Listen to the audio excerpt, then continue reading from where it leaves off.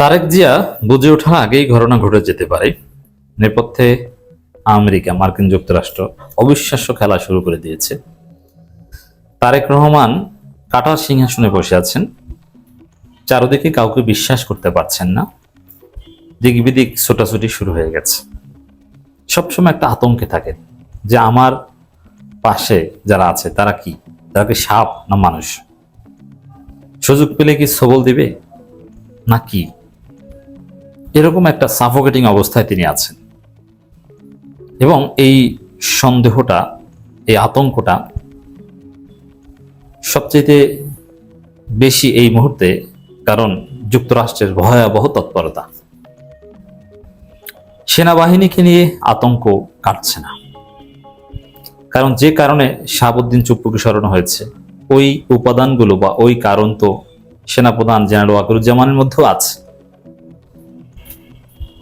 অতএব চুপ্পুকে সরালাম, কিন্তু ওয়াকারকে তাকে সরাবো নাকি?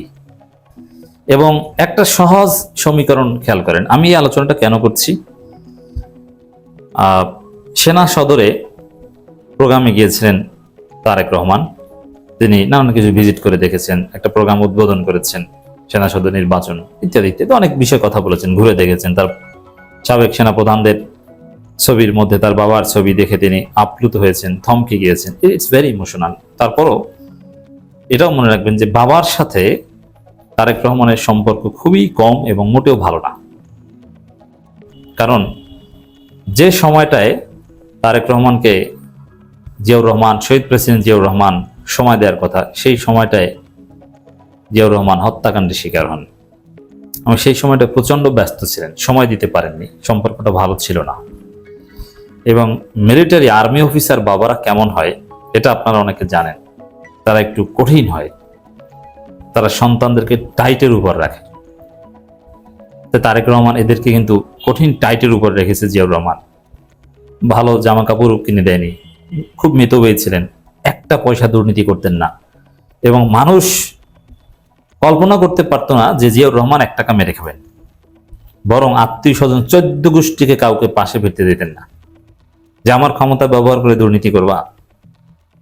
সন্তান বন্ধার কাউকে এক বিন্দু পরিমাণ সুযোগ দিতেন না ক্ষমতা অপব্যবহার করার। জিয়াউর রহমানের জীবনী পড়েন, এগুলোর কারণে তারেক রহমানের কিশোর বয়সটায়, যে বয়সে পিতার সংস্পর্শ পাওয়ার কথা, সেই বয়সটায় তিনি তার পিতার সংস্পর্শ পাননি। দর্শক, একটা দূরত্ব আছে, এটা ভিন্ন আলাপ। সেনা সদরে গেছেন, ঘুরছেন, কিন্তু আসলে কি তিনি স্বস্তিতে চলছেন? সেনা প্রধান 12 যারা আছে তারা কি আসলে তার বন্ধু, বিশ্বস্ত, তার আনুগত্য করে, না সুযোগ পেলে তারা তারেক রহমানকে সরিয়ে দিবে? এই বিশ্বাসটা তারেক রহমান করতে পারছেন না। ডেফিনেটলি তিনি আতঙ্কের মধ্যে আছেন। It's very simple. এই জন্য ইট ওয়াজ বেটার যে যেহেতু পুরো অ্যাপারেটাস পরিবর্তন করা হয়েছে 5 আগস্টের পর, ইউনূস ক্ষমতা আসার পর রাষ্ট্রপতিকে সাথে সাথেই সরিয়ে দেওয়া উচিত ছিল।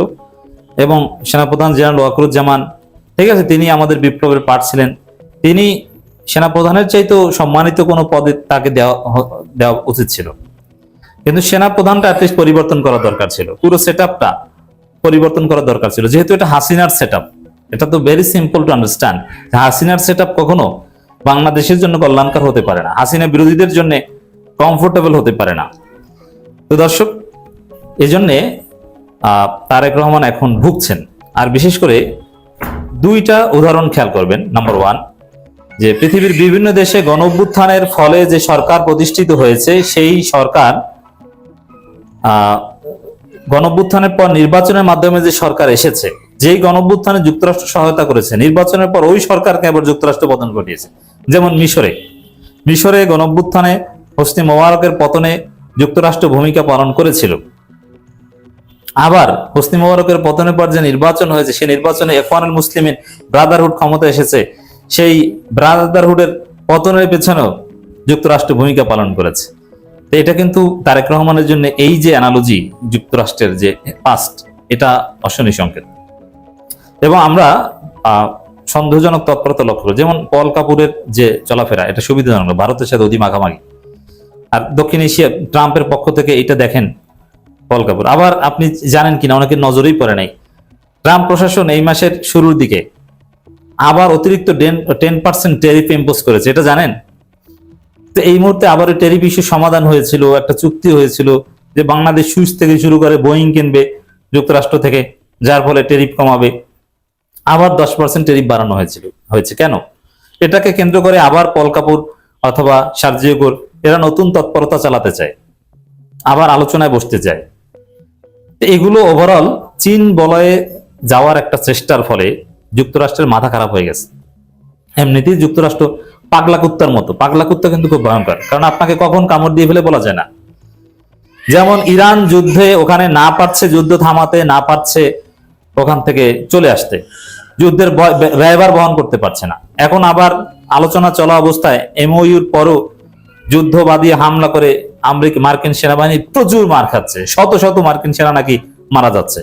পুরো মধ্যপ্রাচ্য জুড়ে তাদের ঘাঁটিগুলো তছনছ হয়ে যাচ্ছে, যার ফলে এবং ট্রাম্পের জনপ্রিয়তা তলানিতে যুক্তরাষ্ট্রের মাটিতে, যার ফলে ট্রাম্প বা যুক্তরাষ্ট্র এখন পাগলা কুত্তার মতো আচরণ করছে। আর এই পাগলা কুত্তা যখন পাগল হয়ে যায় তখন কখন কাকে হাতের কাছে পেলে কামড় দেবে বলা যায় না। এই জন্য পল কাপুর এবং সার্জিও গোরের যে তৎপরতা, এবং সার্জিও গোর বাংলাদেশে আসছেন, এটা খুবই ডেঞ্জারাস, আমি মনে করি ক্ষতিকর। সাদা চোখে আপনারা দেখবেন না, কিন্তু পর্দার অন্তরালে এটা খুবই ক্ষতিকর। তো এই জায়গায় এই ষড়যন্ত্র চলছে। আওয়ামী লীগ তো বসে নাই, ভারত তো যুক্তরাষ্ট্রের মাধ্যমেই তাদের দুর্বিসন্ধি অবিসন্ধি হাসিল করার চেষ্টা করবে। এর সাথে আবার সেনাবাহিনী, ওই যে প্রথম যে উদাহরণটা দিলাম, যে যুক্তরাষ্ট্রের ইতিহাসই হচ্ছে এটা, যে গণঅভ্যুত্থান ঘটায় তারা, আবার গণঅভ্যুত্থানের পর নির্বাচিত যে সরকার আছে তাদের পতনও ঘটায় তারা। এর মধ্যে আবার সেনাবাহিনীর ইতিহাস হচ্ছে সবসময় যুক্তরাষ্ট্র লাইনে থাকা। যেমন কোন একটা সরকারের পক্ষে আছে যুক্তরাষ্ট্র, বাংলাদেশ টাইপের দেশ, তাদের কথা বলছি, ওই সরকারের বিরুদ্ধে সেনাবাহিনী অভ্যুত্থান ঘটিয়েছে, এরকম কোন হিস্ট্রি নেই। কারণ যুক্তরাষ্ট্র যে সরকারের পতন চায়, সেনাবাহিনী তাদের পতন ঘটায়। কারণ সেনাবাহিনীর লাইনটা থাকে বাংলাদেশ টাইপের দেশের কথা বলছি, যুক্তরাষ্ট্রের সাথে।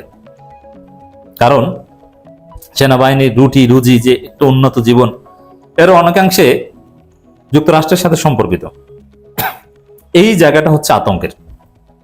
তা এখন হ্যাঁ, সেনাবাহিনীর বাহ্যিক কার্যক্রম, মহাকারুজ্জামান বাহ্যিক কার্যক্রম ভেরি স্যাটিসফ্যাক্টরি, বাট মনের মধ্যে কি আছে বলা যায় না।